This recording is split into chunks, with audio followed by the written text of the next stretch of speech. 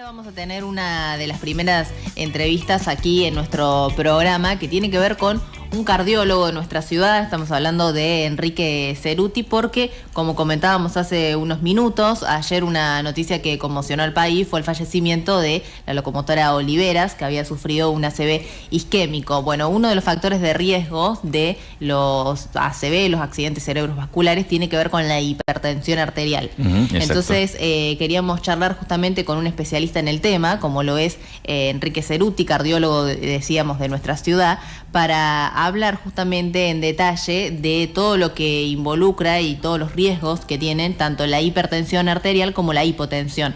Así que ya está en comunicación con nosotros Enrique. Muy buenos días, bienvenido, te saluda Leonela y Juan de este lado. ¿Qué tal? ¿Cómo les va a ustedes? Muy bien, buen día. ¿Cómo les va a ustedes? Bien, muy bien. Gracias por atendernos. Queríamos charlar justamente sobre la hipertensión arterial y la hipotensión arterial. Primero que nada, para nuestra audiencia, queríamos saber si nos puede comentar qué función cumple la presión arterial en nuestro organismo. Bueno, la historia es así. La tensión, digamos, arterial es una, por ley física. Enrique. Cerrado. Sí. No se había cortado un poquito la comunicación. Ahora se estableció nuevamente. Ahora, ¿me escuchas bien ahora? Sí, ahora sí, perfecto. ¿Me escuchan? Sí. El sistema circulatorio, sistema cerrado, del cual una centrífuga, y tiene toda una serie de cañerías que son las arterias, arteriolas, en todo el organismo, y para que tengamos, digamos, la misma perfusión o la misma llegada de sangre en la punta del pie hasta en nuestro cerebro, el corazón se tiene que cumplir una serie de leyes físicas, que es la resultante esa, es la tensión arterial, que es como la ley física es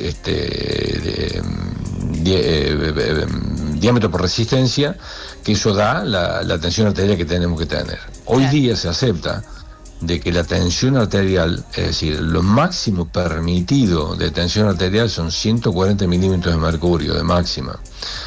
De ahí, es decir, la aceptable es 130 milímetros de mercurio. 140 ya hay que estarla mirando con bastante respeto, y en muchos casos algunos la tratan a la hipertensión. Es un cuento de la hipertensión. La hipotensión es una cosa que no tiene solución, no hay medicación para eso, no mata a nadie la hipotensión arterial, puede generar alguna malestar o alguna cosa que uno le soluciona con cuestiones de orden natural, pero la hipotensión no embroma a nadie. Lo que sí embroma a mucha gente y provoca, es una de las principales causas de muerte en nuestro país, es la hipertensión arterial, casualmente. Claro, la hipotensión puede provocar un desvanecimiento del paciente, pero no un riesgo de muerte. Absolutamente, eso no tiene ningún tipo de riesgo de muerte de la hipotensión arterial. Sí, la hipertensión arterial, claro que sí. Pero bueno, sobre eso es lo que uno está tratando de hacer hincapié hoy día, todos los días, lo que trabajamos en consultorios, clínicas y demás, en el diagnóstico precoz de la hipertensión arterial y la consulta ante síntomas. Lo que pasa es que la hipertensión es una enfermedad que muchas veces es asintomática, es decir, no provoca absolutamente ningún síntoma. El paciente puede tener tensión y no sentir absolutamente nada. Entonces, es un problema el diagnóstico. Por eso está en nosotros, fundamentalmente los cardiólogos, en diagnóstico precoz de la enfermedad de la hipertensión arterial, que disponemos de muchos métodos, por supuesto, para diagnosticarlo, claro que sí. ¿Y cuáles son esos estudios que uno se debe hacer para controlarse por más que no sienta ningún síntoma? Seguro. La primera cosa es la consulta con el cardiólogo. Claro. Es decir, lo primero que tenemos que hacer es, si uno tiene antecedentes en la familia, el padre, la madre, hermanos, tíos o demás, o a su vez hay una serie de lo que nosotros llamamos factores de riesgo: obesidad, diabetes, colesterol alto, sedentarismo, fumador, estrés y demás. Esa gente tiene que hacer una consulta con el cardiólogo. Nosotros tenemos que ser muy exhaustos en el examen físico del paciente, en el que obviamente hay que hacer un electrocardiograma, porque si hay algo que es lo primero que cambia o lo primero que traduce un cambio en el paciente hipertenso, es en el electrocardiograma. ¿Por qué? Porque es en el primer lugar que repercute la tensión que hay en la aorta, es decir, el corazón, para hacer fuerza y sacar la sangre de la aorta, que va a tener mucha tensión, empieza a trabajar como si usted trabajara con un brazo de una pesa, lo que va a hacer que su músculo va a aumentar el espesor. Bueno, en esto, en el corazón, pasan más o menos así, que eso, digamos, una de las primeras cosas. Lo ideal es la consulta, un electrocardiograma, un laboratorio, y después hay métodos.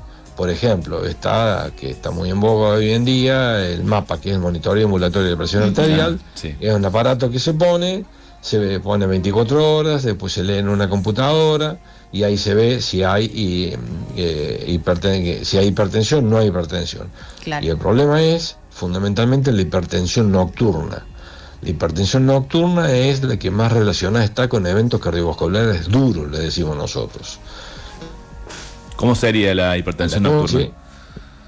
La hipertensión nocturna, exactamente. La hipertensión nocturna es la que más relacionada con eventos cardiovasculares duros, hasta la muerte, es en los pacientes que tienen tensión alta durante la noche. Y eso, es la única forma de saberlo es a través del MAPA. Bien. Otra de las cosas que hay para hacer es una ergometría, que es un electrocardiograma de esfuerzo, pero ahí ya es una hipertensión inducida por el esfuerzo. Claro. Pero bueno, para cada esfuerzo hay una tensión predeterminada, que Claro. bueno, de acuerdo a eso se trata o no. Enrique, te iba a preguntar, porque he leído informes médicos que decían que el 30% de la población sufriría de hipertensión arterial y casi la mitad lo desconoce, porque como decías vos, es asintomática. ¿Es así? Sí, quizás más del 30% de la población lo tiene. Y lo que pasa es que estamos descubriendo hipertensión en gente mucho más joven. Ajá. Antes, ¿quién era en la consulta? La persona que tenía 70 años. Hoy día no. Hoy día ha bajado mucho. Es decir, hay chicos de 30 años que están tratados por hipertensión arterial. ¿Y a qué se debe? ¿A qué se debe, claro, ahí eso? Está. Esto se debe fundamentalmente vuelvo de nuevo a los antecedentes hereditarios, sin lugar a duda, a una mala alimentación, y los chicos que hacen actividad física con estos benditos suplementos dietarios y suplementos hormonales que usan. Claro. Esto es bastante cotidiano, no tan cotidiano, pero sí lo vemos, que en los chicos jóvenes que están con estos planes de inflado, digamos, Claro, así, sí, el esteroides. término, son hipertensos, Claro. sin lugar a dudas, porque tienen toda una sarta de cosas dentro, entre los cuales la más usada es la creatina. La creatina es, por supuesto, son los que sacan mucho músculo, pero la creatina, cuando uno sobrecarga a la circulación con creatina, se deposita bien digo, en el glomérulo renal, en el riñón, y lo primero que provoca es hipertensión y lo segundo que provoca es insuficiencia renal, en que el paciente termina en diálisis y después en un trasplante renal. Claro. ¿No? Es decir, hay ejemplos en el deporte mundial de eso, ¿no? Enrique, recién comentabas algunos de los estudios que son importantes hacerse, los chequeos, ¿no?, permanentes por los casos en los que la hipertensión no presenta síntomas, pero en el caso de que sí los presente, ¿cuáles son los signos de alerta en los que uno tiene que estar atento?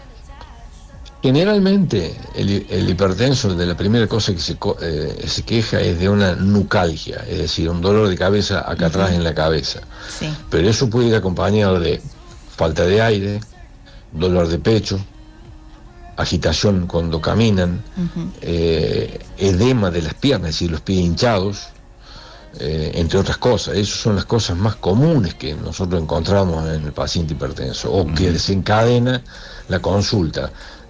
Tengo el pie hinchado, tengo cefalea, a veces visión doble, mareos, Claro. zumbido de oídos. Bueno, todas estas cosas que parecen una nimiedad, ya va a pasar. No va a pasar. Hagan una consulta con alguien, y eso sería lo importante, ¿no?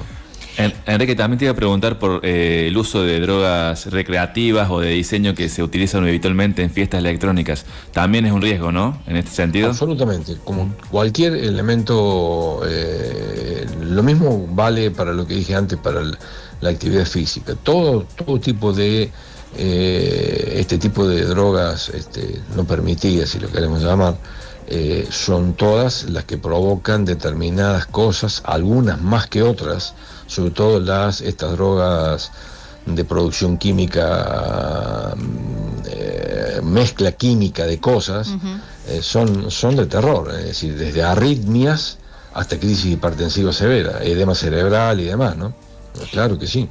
Enrique, ¿hay alguna manera de prevenir la hipertensión? O sea, ¿se puede recomendar algunas cosas para evitarla, por decirlo así? Absolutamente. Fundamentalmente, primero, lo que hay que hacer es si se necesita un diagnóstico precoz. Después, si uno tiene, es decir, cambiar la forma de vida, hacer actividad física, lo crucial es la alimentación, hacer una dieta sana, sin sal, sin hidratos de carbono, con poca carne, con mucha verdura, con mucha fruta, con lácteos descremados, no con quesos duros, no con fiambres. Eso lo manejan mejor los nutricionistas que yo. Claro. Pero bueno, cuando uno descubre un paciente hipertenso, lo manda al nutricionista para que el nutricionista haga una dieta saludable. La actividad física es crucial. Esas son las dos medidas. El cigarrillo, bueno, la otra gran parte de la historia. Claro. El cigarrillo está absolutamente contraindicado en el paciente hipertenso, sin lugar a dudas, ¿no? ¿Cuál es el rango hoy de presión arterial que es considerado normal? Hace unos minutos decías máxima 13, 14. Sí, hasta 130. Ajá. Hasta 130 milímetros de mercurio, o 13, como le quieres llamar. Claro. Ese es el permitido. El 140 ya hoy día en determinados lugares lo tratan. Pero 130 es lo permitido, es decir, después de 130 ya hay que empezar a controlar muy de cerca al paciente, claro, para que no se dispare. Un día frío como el de hoy, las manos frías, ¿qué es lo que es la mano fría? Es vasoconstricción. La vasoconstricción provoca aumento de la tensión arterial. Hoy día, es decir, cualquier consultorio de cardiología tenemos mucha gente porque la tensión arterial se va arriba con estos días fríos. Ajá. Fundamentalmente por la vaso, sí, claro, sí. Como con el calor se baja, claro, con el frío aumenta y aumenta mucho. Mira la vos. tensión. Sí, es así. Enrique, te iba a preguntar, con un paciente hipertenso, ¿cada cuánto habría que controlarse la tensión justamente? La tensión en un hipertenso lo tiene que controlársela por lo menos 2 veces por semana. Ajá. Lo mínimo. A distintas horas. Exactamente. ¿Es confiable en ese caso el tensiómetro que uno tiene en su casa? Absolutamente confiable. Muchos médicos lo usan. Yo en lo personal no lo uso, pero muchos lo usan. ¿Cuál es una serie de recomendaciones? Primero, no usar el tensiómetro de muñeca, usar el tensiómetro de antebrazo. Ajá, bien. En el antebrazo tiene que estar el antebrazo bien descubierto, es decir, no con un pullover, sino todo el antebrazo descubierto. Claro, contacto con la piel directo. Exactamente, que el manguito del tensiómetro esté en contacto con la piel y no tomárselo una sola vez, sino por lo menos entre una vez, no se lo saca, en 5 minutos tomársela 3 veces a la tensión. Ajá. Y más o menos, sí, claro, y más o menos hacer un promedio en eso de la tensión. No tomar el primer valor como cierto, sino tomárselo 3 veces por lo menos, seguida sin sacarse el tensiómetro. Enrique, eso es lo ideal. Sí. Enrique, te iba a preguntar, porque al principio hablamos del caso de locomotora Oliveras, pero fuera de ese caso en particular, ¿qué llevaría de la hipertensión arterial a un ACV, digamos, para que uno tenga en cuenta, porque es lo que hemos hablado? Mira, hoy día, yo tengo muchos años en la práctica de la profesión. Hoy día es muy raro ver un accidente cerebrovascular provocado por la hipertensión. ¿Por qué? Porque tenemos drogas muy poderosas en el tratamiento de la hipertensión. Hoy día cada vez te estoy hablando hace muchos años, era muy común ver un accidente cerebrovascular. El accidente cerebrovascular de la hipertensión puede ser hemorrágico o isquémico. Hemorrágico es porque se rompe un vasito en el cerebro y se llena el cerebro o una parte del cerebro de sangre, o el vasoespasmo que provoca la hipertensión puede provocar un accidente cerebrovascular isquémico, que eso es por vasoespasmo lo que le pasó a esta mujer es otra cosa. Ella tenía tapada una carótida y es decir, ella no se muere por una ACV. Primero se muere por una embolia de pulmón, no se muere por una ACV. Ella la hace una ACV porque se le tapó una carótida, y se tapa una carótida como cuando se tapa una coronaria y es un infarto. Claro. Es decir, fue una cosa igual. Es decir, el ACV hipertensivo cada vez lo vemos menos. Vuelvo a decir, y hay dos: el hemorrágico, que es el más catastrófico de todos, y el isquémico, que es el que generalmente se puede recuperar el paciente. El hemorrágico es bastante complicado. ¿Puede ser que las mujeres jóvenes actualmente tengan más riesgos de sufrir una ACV en relación a la los mujer varones? La mujer está protegida hasta el momento de la menopausia.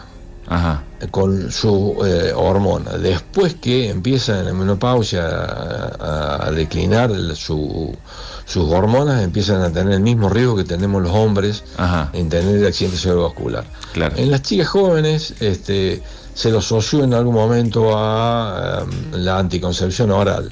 Hoy día la anticoncepción oral se están usando microdosis de anticonceptivos, en el cual no provocan las cosas que provocaban hace 20 años los anticonceptivos. Más de una vez, hace 20 y pico de años, teníamos que contraindicar la anticoncepción oral, porque sí, claro, eso provocaba retención de sodio, bueno, toda una serie de cosas que hacían que elevaba la tensión arterial. Hoy día eso no es para tanto, pero lo que pasa es que uno asocia ACV con crisis hipertensiva. El ACV es provocado por muchas cosas, un aneurismo, una malformación arteriovenosa, hay muchas cosas, pero claro que sí, que la hipertensión es la principal causa de accidente cerebrovascular, claro que sí, sin lugar a dudas. Enrique, muchísimas gracias por tu tiempo y por la amabilidad de atendernos. Fue un placer poder hablar con vos. Por favor, buenos días, que anden muy bien. Gracias, igualmente. Hasta Enrique Ceruti, cardiólogo de nuestra ciudad, charlando aquí con nosotros en la 90.1.